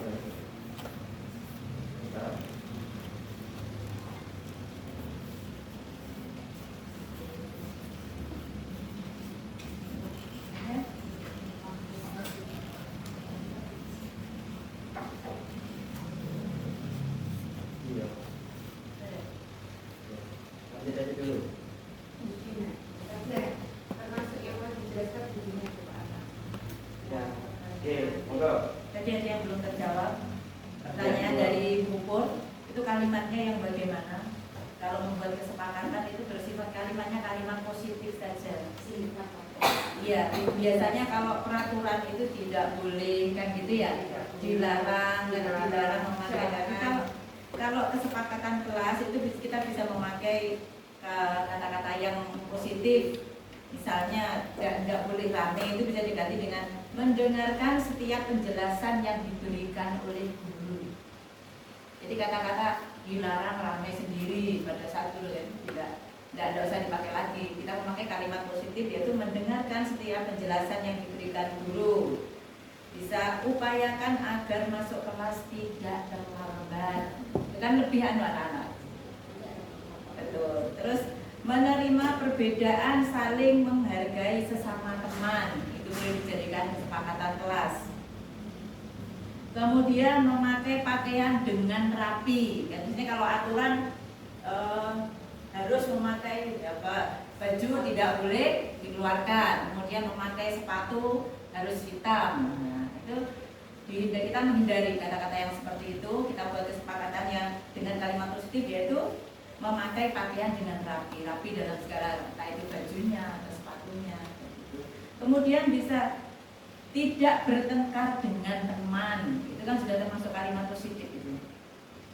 Terus lagi tidak membuang sampah sembarangan termasuk ke dalam laci. Biasanya kan dilarang membuang sampah. Nah, seperti itu. Dan masih ada contoh-contoh yang lain lagi. Bagaimana Bu Pur? Ya Bu. Kemudian berlanjut. Kita apa? Nggih, monggo Pak. Sekarang ada istilahnya keyakinan kelas atau kesepakatan kelas tadi. Apakah itu kan di sekolah itu kan ada tata tertib, itu beda ya Pak ya? Ini tata tertib yang ada yang umum untuk kelas 1 sampai kelas 6 katakanlah gitu ya. Betul ya? Betul. Ini yang khusus kelas masing-masing.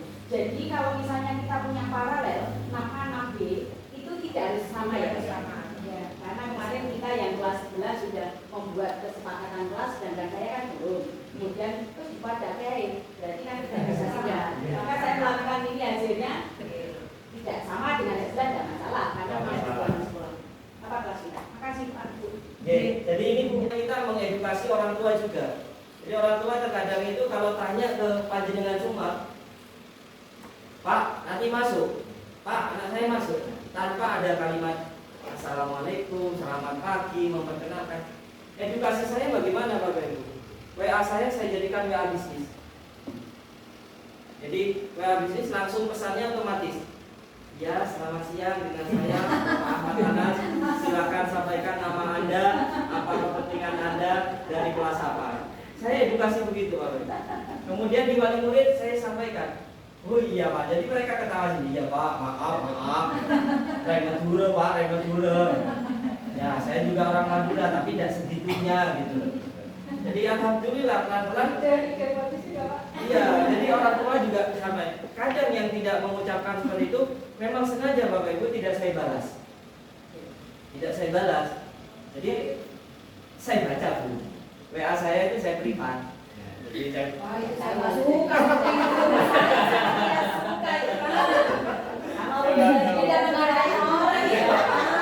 bener Bu. Tapi ketika saya privat itu saya lihat dulu kan teksnya sudah kelihatan Bu. Di slide-nya. Nah, tidak saya klik dulu, saya privat dulu. Saya baca, oh ya benar.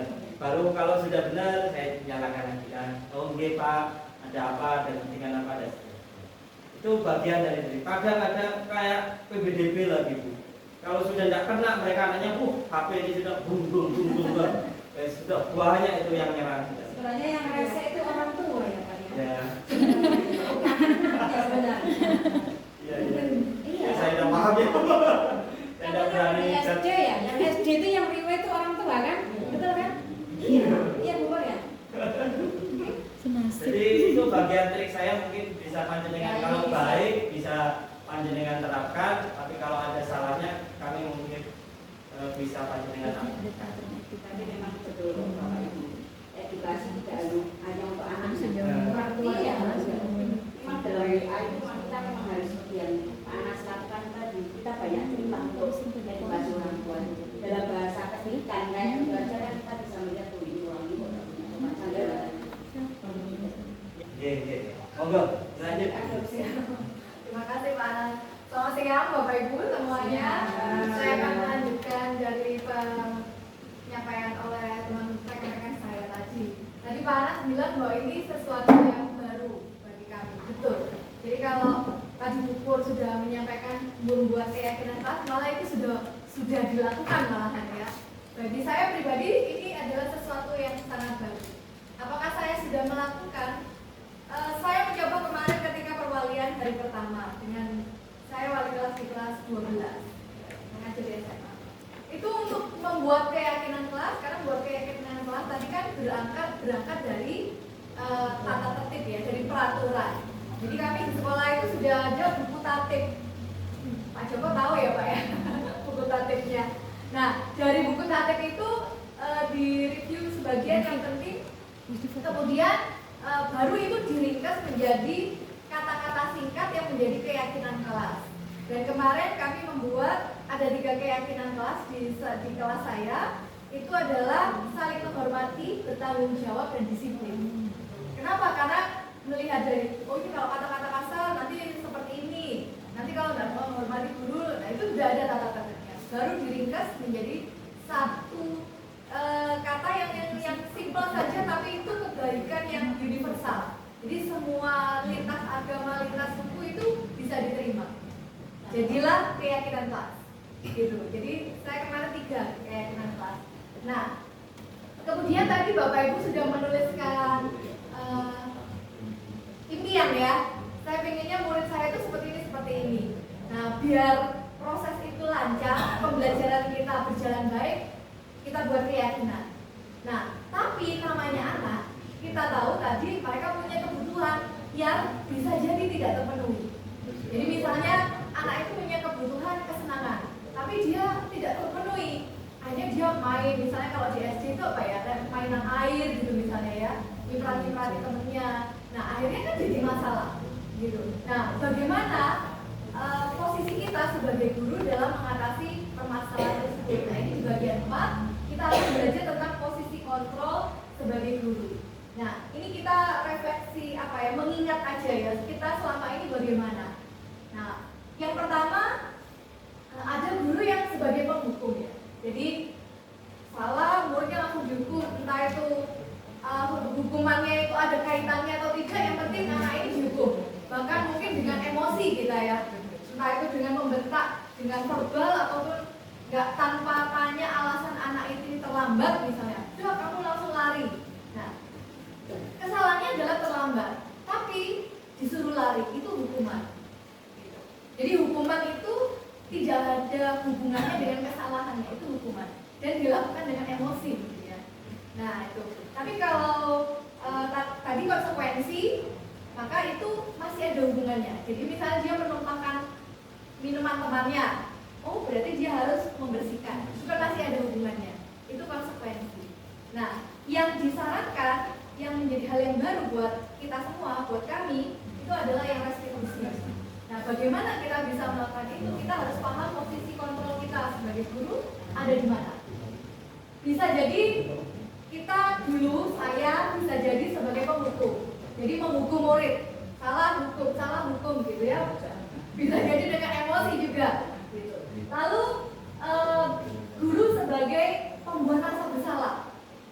Ya, jadi dengan seolah-olah lembut gitu, tetapi itu ya. Wes goblok tak boleh. Ya jadi rasa bersalah atau misalnya saya dulu juga pernah ya. Nah, papamu lo mamamu sudah kerja bantu pulang ini. Mungkin saat itu anak itu oh iya ya. Tapi bisa jadi itu menjadi ya lewat begitu saja atau justru dampaknya jadi jangka panjang malah. Lalu yang ketiga sebagai teman. Sebagai teman ini kalau di SMA itu kelihatan sekali. Kalau guru-guru yang masih muda gitu ya, yang masih baru-baru gitu kelihatan sekali karena mereka dari wajahnya itu masih cacat jadi murid. Nah itu dari cara apa ya penyampaiannya obrolannya itu masih kelihatan sekali sebagai teman. Jadi kesannya itu ya sudah nanti saya yang ngurusin, sudah kamu masuk aja gitu misalnya. Apalagi kalau dirayu ya. Ya. Ayo lapa gitu. Anak SD mungkin juga sama gitu. Ya, sama. Ya, ayo lapa. Sekarang tidak ada sama Ayu. Nah. Mereka pandai. Iya. Nah itu sebagai teman. Nah dampaknya ya pasti menjadi tidak tegas ya. Kita menjadi tidak tegas. Kemudian yang keempat sebagai pemantau. Jadi tata tertib sudah ada. Kita oh kamu terlambat ya, hukuman di tata tertib apa? Oh berarti harus begini. Kita hanya pemantau saja dan lakukan sanksinya. Ini yang saya temukan di sekolah saya seperti itu. Karena di sekolah saya udah buku tatipnya itu tebel, kesalahan ini apa, sanksinya apa, poinnya apa itu sudah lengkap di sekolah saya. Nah misalnya saya jadi guru piketnya, memantau, dan ini sering saya lakukan juga. Yang penting sanksinya apa tertulis itu ya sudah, tanpa ada komunikasi sama sekali dengan murid. Menggali apa sih kan gitu ya. Nah karena ini pembelajaran saat habis ini, nah akhirnya sudah harus kasihkan ke guru piket aja gitu. Jadi hanya memantau saja. Nah yang disarankan yang menjadi apa ya pembelajaran buat kita semua adalah yang posisi kelima ini, yaitu posisi manajer. Tadi Pak Anas sudah sempat melihat kita sebagai manajer. Ini manajer apa gitu mungkin ya kita ya. Nah ini yang penjelasannya di sini. Nah sebagai manajer, tipe guru manajer itu adalah mempersilahkan murid mempertanggungjawabkan perilakunya dan mendukung murid untuk menemukan solusi dari permasalahannya. Jadi anak menyadari bahwa oh iya ya, yang saya lakukan ini salah. Kemudian dia membuat solusi sendiri. Jadi solusi itu dari murid. Tadi contohnya muridnya Pak Anas gitu ya. Kalau muncul dari diri sendiri, solusi itu ya dia sudah menemukan dirinya. Nah, untuk menjadi manajer maka kita perlu mengenal istilahnya untuk menangani masalah adalah segitiga restitusi. Nah, ini yang disebut dengan restitusi tadi ya. Jadi segitiga restitusi itu langkahnya ada 3. Yang pertama itu adalah kita menstabilkan identitas anak dulu.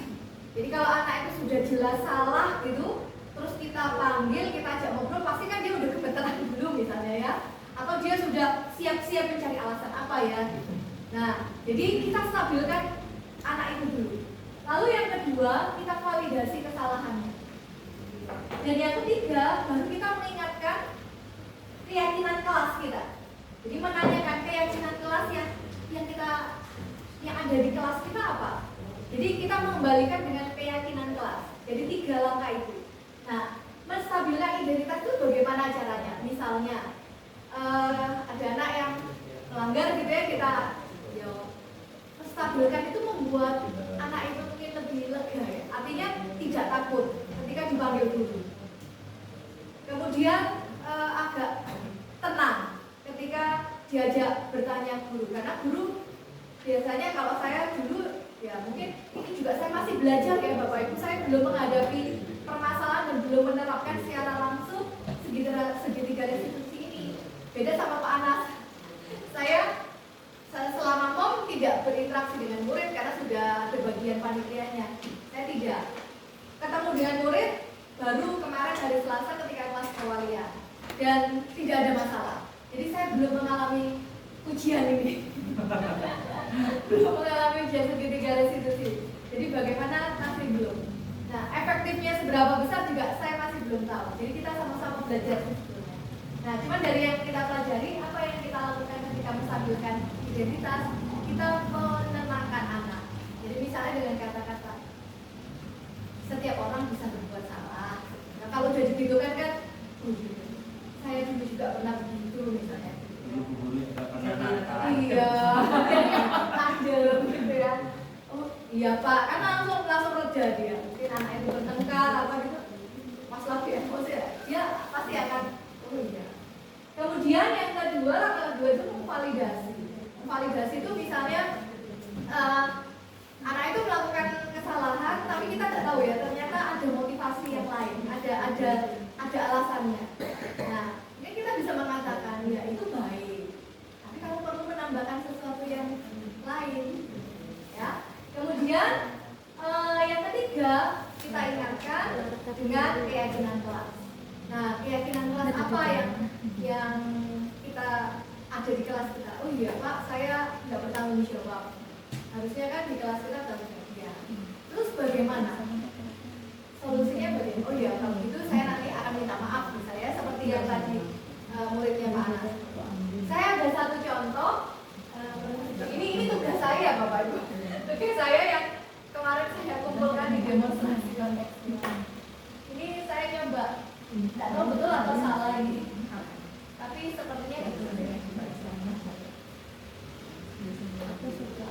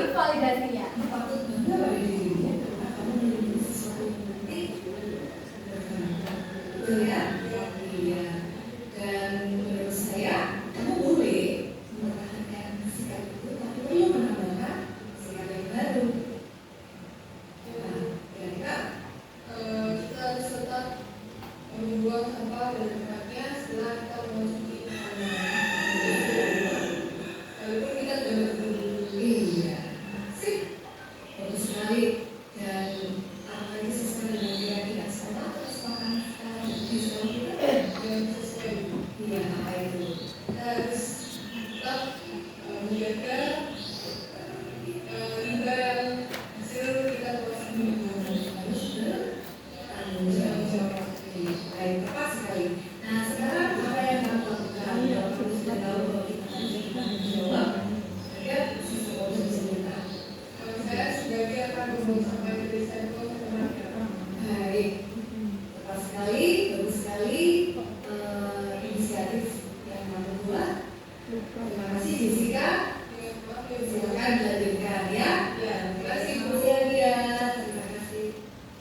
itu tugas saya Bapak Ibu untuk menggambarkan bagaimana segitiga restitusi itu kita lakukan. Jadi menstabilkan tadi ada ya, setiap orang bisa melakukan itu. Kan di luar sana banyak orang yang buang sampah. Jadi ceritanya itu tadi, dia lagi makan, dia tidak tahu kalau ada saya di belakangnya. Setelah dia selesai makan, dia langsung buang. Ada yang bisa jadi kan anak itu sengaja buang, ada yang nggak sengaja ya. Nah, itu dia buang, kemudian saya tahu dia kaget, tapi dia buru-buru. Jadi segitiga restitusi itu obrolan kita tidak harus saat itu juga. Kita bisa membuat janji di lain waktu, supaya anak itu mungkin takut atau apa, dan ternyata memang ini dia punya janjian dengan temannya. Maaf Bu, saya buru-buru. Ya sudah, kalau gitu nanti kita ketemuan. Nah, ketika ketemuan baru kita obrolannya ke segitiga restitusi. Jadi kita tidak menjudge kesalahannya dia. Kalau gitu apa ini sanksinya, tidak, tetapi kita menggali alasannya dia apa sih. Oh ternyata dia buru-buru karena mau kerja kelompok. Nah itu hal yang bagus. Nah itu yang memvalidasi apa ya, memvalidasi kesalahan dia. Itu memang membuang sampah itu mengotori, tetapi karena dia punya sesuatu yang lebih penting menurut dia, maka dia harus tetap menambahkan sikap yang lain. Jadi tetap bertanggung jawab buang sampah pada tempatnya, sekalipun saya harus terburu-buru untuk ke temannya. Gitu. Nah, setelah itu baru diingatkan keyakinan kelasnya. Apa keyakinan kelasnya atau keyakinan sekolah? Bertanggung jawab untuk membuang sampah pada tempatnya. Nah, setelah itu apa yang harus dilakukan? Ya Bu, nanti saya akan buang sampah pada tempatnya. Sehingga tidak akan terjadi sesuatu yang menyakitkan seperti ini ya. Harapannya begitu. Nah, karena kan saya pribadi saya juga belum melakukan. Tapi kalau seandainya saya melakukan, mungkin semakin diminimalisir rasa sakit hati akibat omongan kita. Kadang kan kalau udah emosi gitu pedes ya, apalagi ibu-ibu ya. Ibu-ibu kan pasti pedes omongannya. Tapi dengan seperti ini ya saya harus belajar juga supaya tidak banyak anak-anak yang sakit hati akibat posisi kita terhadap mereka. Mungkin itu yang bisa saya sampaikan. Semoga bisa menjawab tadi beberapa pertanyaan.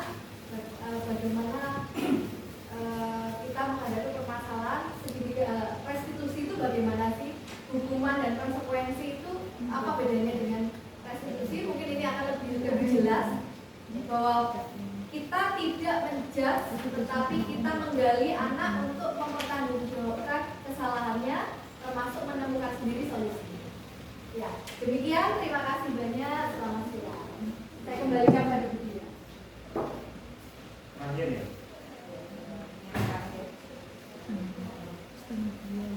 Bapak Ibu, ini akan kami hadirkan kasus ada 3 kasus. Monggo dibaca. Nah, ini nanti adalah bagaimana kita menyikapi. Di situ ada sebuah cerita. Ini terkait dengan 5 posisi kontrol guru. Jadi di situ ada kasus nanti sebagai apa? Monggo dengan baca. Semuanya kasus. Ya boleh salah satu saja. Satu. Monggo. Pilih salah satu saja, kasus 1 boleh. Misalnya buku kasus 1, kemudian kasus 2, dan mulai. Enggak ada yang belum?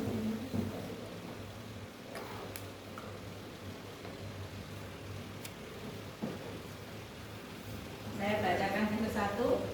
Sabrina hari itu bangun terlambat dan terburu-buru sampai di sekolah. Dia pun akhirnya sampai di gerbang sekolah, tapi baru menyadari kalau tidak menggunakan sepatu hitam seperti tertera di peraturan sekolah.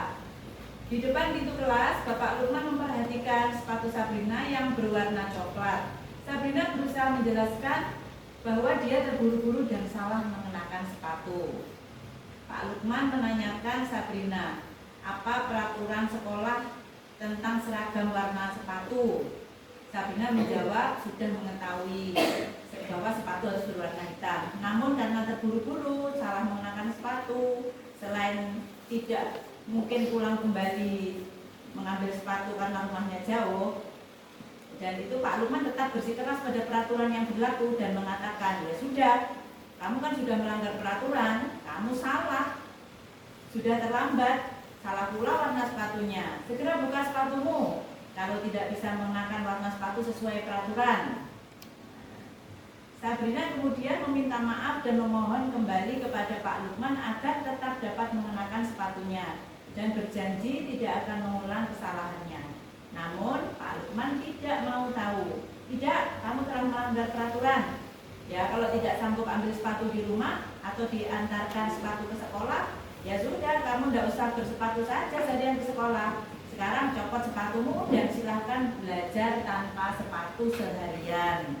Sabrina pun dengan berat hati mencopot sepatunya dan memberikannya kepada Pak Lukman. Seharian dia tidak berani berkeliling sekolah karena malu dan lebih banyak berdiam diri di kelas tanpa alas sepatu. Nah, sekarang kita lakukan analisis dan jawaban dari pertanyaan kasus yang pertama. Dalam kasus di atas, sikap posisi apakah yang diambil oleh Pak Lukman? Monggo sinten yang mau jawab? Silakan ya. Oh, tidak ada jawaban yang salah. Membuat rasa bersalah. Alasannya Bu? Alasannya karena Pak Lukman bersikap kalau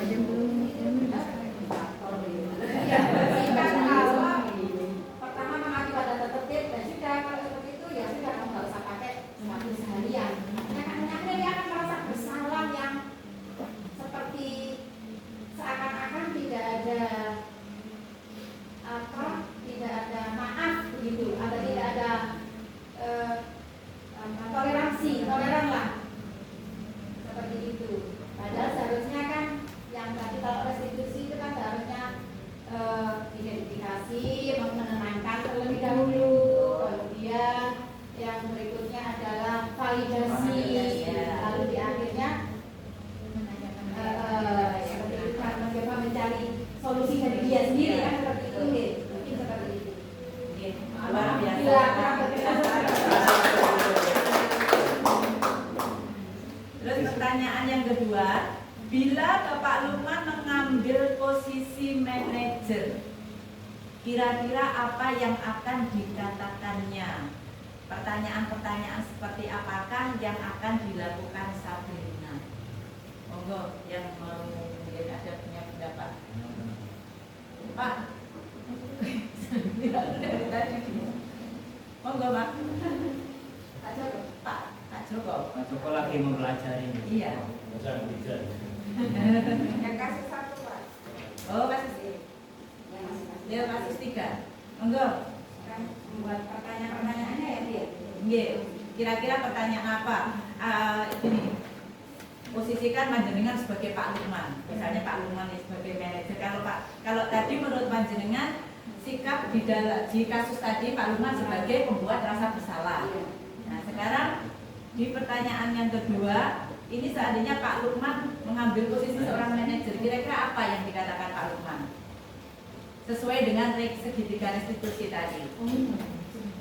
Saya coba ya dia. Monggo, Oke. boleh. Sabrina, apakah Sabrina tahu yang sudah dilakukan Sabrina sekarang apa? Artinya, mengapa Sabrina dipanggil Pak Lukman? Nah, itu. Tanya ini seperti itu ya? Nggih. Nggak tahu ya, ini analisis saya saja. Sabrina tahu mengapa dipanggil Pak Lukman sekarang? Ya mungkin saat itu belum sadar nih. Ya. Coba sekarang lihat apa yang ada pada diri Sabrina. Mungkin dia ingat, tapi baru setelah itu dia tahu. Sabrina tahu seperti yang disampaikan tadi adalah tata tertib sekolah itu seperti apa. Nah, mungkin seperti itu, Ge.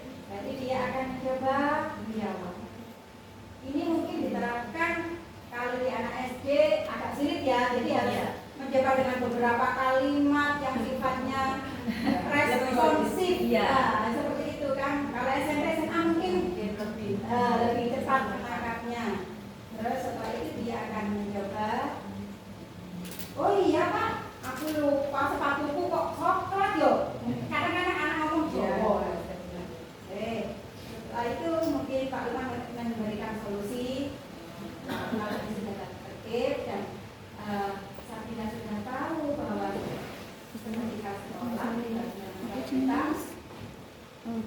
kita maka harus ada oh ya Mas. Ya sudah Pak, kalau begitu aku mau melakukan sanksi yang ketika aku melanggar peraturan.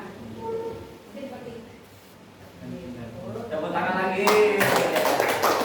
Jadi langsung masuk Pak, sebagai garis khususnya. Nggak tahu ya pokoknya saya benar istilahnya yang selama ini sudah kami lakukan itu seperti itu. Jadi tidak langsung kenapa kamu paham biasa Luar biasa sekali. tetapi anak-anak ini kalau sudah tahu saya takut. Iya. Bela jalan mungkin Bu Indah tahu ya Bu Indah ya. Indah pernah PLP di sekolah saya jadi mungkin anak-anaknya kalau saya pernah ternyata ketika kemarin ketika PLS itu saya buat semua tentangku apa pendapat kalian tentang wali kelas 5B ada yang nggak boleh open ada yang jadi misalnya wah tiba ini ternyata ya misalnya mereka mempunyai nilai-nilai saya tidak bangga tidak tetapi yang saya lakukan mencoba menanamkan yang seperti panjenengan itu kan pengen pada kami itu Asesmen awal gitu. ya asesmen awal benar itu ya Sip, benar-benar. Alhamdulillah itu sudah sebenarnya panjenengan itu jauh lebih paham dari kami sebenarnya. Apa yang kita lakukan itu sebenarnya sudah, cuman Kita nggak tahu kalau itu Nggak tahu apa namanya. yang- iya itu aja kita tidak tahu itu termasuk segitiga yang konstitusi tidak tahu tapi coba kita belajar di situ kita coba lengkapi Belajar lagi gitu. psikologi anak Ibu. dalam ide monggo Kita lanjut kasus 2. Ibu Dani sedang menjelaskan pelajaran bahasa Inggris di papan tulis, namun beliau memperhatikan bahwa Fajar malah tidur-tiduran dan tampak acuh tak acuh pada pelajarannya. Fajar coba menjawab pertanyaan nomor 3. Oh ini Bu Dani. Fajar coba jawab pertanyaan nomor 3, maju ke depan dan kerjakan di papan tulis. Fajar pun nampak bermalas-malasan maju ke depan dan sesampai di depan papan tulis pun Fajar hanya diam terpaku sambil memegang buku bahasa Inggrisnya dan memainkan spidol di tangannya. Ayo Fajar, makanya jangan tidur-tiduran. Lain kali perhatikan. Sudah sana, duduk kembali. Kira-kira siapa yang bisa? Fajar pun kembali duduk di bangkunya. Hal seperti ini sudah sering kali terjadi pada Fajar. Sepertinya tidak memperhatikan, acuh tak acuh, dan nilai-nilainya pun tidak terlalu bagus untuk pelajaran bahasa Inggris. Pada saat ditegur oleh Ibu Dani, Fajar hanya menjawab, tidak tahu Bu. Ibu Dani pun menjawab, gimana kamu Fajar? Kamu tuh nggak kasihan sama ibu ya? Ibu sudah capek-capek mengajarkan kamu. Tidak kasihan kamu sama ibu. Dan Fajar pun terdiam membisu. Kemudian ini, lakukan analisis dan jawab pertanyaan ini. Monggo. Kasus 2. Posisi kontrol apa yang diambil oleh Ibu Dani dalam pendekatannya kepada Fajar? Tadi ada kata-kata posisi kontrol. posisi kontrol. Nah ini ada penghukum, pembuat rasa bersalah, teman, pemantau atau manajer. kalau menurut saya tidak mau Dia habiskan. kalau saya tidak sesuai kita punya banyak agenda menurut saya itu ada 2 tipe yang beliau lakukan tipe penghukum dan pembuat rasa bersalah mungkin ya seperti itu ya Betul. Jadi intinya Bu Laila sudah sangat paham ini. game-game rasa bersalah ya Ah, Nggih. Memang memang betul Bu, tapi mungkin bisa saya tambahkan tadi untuk yang kasus pertama itu sebenarnya Pak Lukman itu sebagai tipe penghukum. Tipe penghukum yaitu menggunakan hukuman fisik atau verbal untuk dapat menekan dan mengontrol muridnya dengan caranya sendiri. Kalimatnya terletak di mana? Di itu tadi, sudah copot saja sepatunya itu kan. Gitu. Kalau Fisik ya? Iya. Budina apa Budani? Budani, kalau Budani itu cenderung ke pembuat rasa bersalah, yaitu ini dari fokus ke kalimat gimana kamu baca, kamu kok nggak kasihan sama ibu, nah itu membuat anak rasa bersalah. Kemudian langsung ke kasus 3 nih, Bapak Ibu. Anto dan Dina sedang bermain bersama di lapangan basket dan tiba-tiba terlihat dalam sebuah pertengkaran adu mulut. Dino pun menjadi emosi dan mengadakan kontak fisik, menarik meja Anto kemudian dengan kasar sampai 3 kancingnya terlepas. Pada saat itu guru piket langsung melerai mereka dan membawa mereka ke ruang kepala sekolah. Ibu kepala sekolah, Ibu Suti, menanyakan Dino tentang keyakinan sekolah yang telah disepakati. Langsung saja nggih? Karena banyak. Nih, analisis dan menjawab pertanyaan ini. Posisi kontrol apa yang telah dipraktikkan oleh kepala sekolah yaitu Ibu Suti? Pak, sinten kan? Nah, tadi yang mau menjawab kasus sebagai manajer. Monggo Pak, dijelaskan apa saja yang dilakukan. Hal yang dilakukan sehingga hal yang dilakukan karena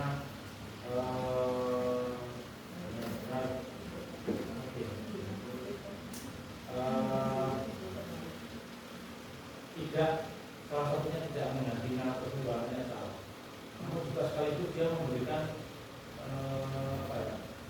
mempertemukan 2 orang yang sedang berkelahi tadi dan tidak sama sekali tidak menunjukkan dan menghakimi. Bahkan di sini kepala sekolah memberikan solusi, ya, memberikan semacam solusi sehingga menimbulkan bahwa yang bersalah tadi malah semangat dan mendapatkan sesuatu yang baru, itu bisa belajar menjadi. Terima kasih Bapak Ibu. Ini tadi dari pagi apa siang? Dari siang pukul 11 sampai hari ini kita semua sudah sama-sama belajar. Jadi alhamdulillah apa yang kami dapatkan selama pendidikan calon guru penggerak, khususnya di modul 1.4 tentang budaya positif, sudah kami tularkan ke panjenengan, dan panjenengan saya rasa sudah bisa menerapkan di lembaga masing-masing. Kenapa dari saya bisa menyampaikan seperti itu? Dari apa yang sudah kita diskusikan, panjenengan sedikit demi sedikit sudah mulai memahami tentang modul 1.4 yaitu budaya positif. Kami berharap panjenengan semua nantinya juga bisa berpartisipasi dan ikut peran dalam rekrutmen calon guru penggerak angkatan 10. Harapannya begitu. Jadi Bapak Ibu, sebelum ini kita tutup acara ini karena ini sudah selesai, sebenarnya kita lakukan refleksi dulu. Mungkin Bu Dina bisa memandu. Oke. Jadi Bapak Ibu, next atas dulu. Rangkumannya adalah atas dulu. Oke. Dari kasus-kasus apa sih? Oke, restitusi. Jadi sebenarnya di poin 1.4 yang pertama itu adalah segitiga restitusi ini. Jadi ketika kita menyelesaikan permasalahan, kita coba menggunakan model segitiga restitusi, yaitu yang pertama menstabilkan identitas, validasi tindakan yang salah, kemudian menanyakan keyakinan. Itu kita coba upayakan di setiap permasalahan kita upayakan menggunakan 3 poin ini, yaitu segitiga restitusi. Next ke atas. Kemudian Di sini posisi kontrol sebagai guru itu juga ada 5, penghukum, pembuat rasa bersalah, sebagai teman, pemantau, dan manajer. Kita upayakan Bapak Ibu, kita ada di titik manajer. Kita upayakan karena kita sebagai guru, kita upayakan sebagai manajer. Kemudian lanjut ke atas. Kemudian 5 kebutuhan dasar juga sama, itu ada bertahan hidup, cinta kasih sayang, penguasaan, kebebasan, dan kesenangan. Ke atas. Lanjut. Nah, kita upayakan di setiap kegiatan kita upayakan ada yang namanya kita munculkan sebuah keyakinan ikhlas. Jadi saya rasa itu dari kami Bapak Ibu, mudah-mudahan ilmu yang kami dapatkan itu bermanfaat untuk panjenengan. Kurang lebihnya mohon maaf. Langsung kita tutup ini. Oke. Sekali lagi kami ucapkan banyak terima kasih dan mohon maaf jika kami sudah banyak salah dan mengganggu kegiatan panjenengan. Saya tutup dengan musyawarah, ada yang non-muslim.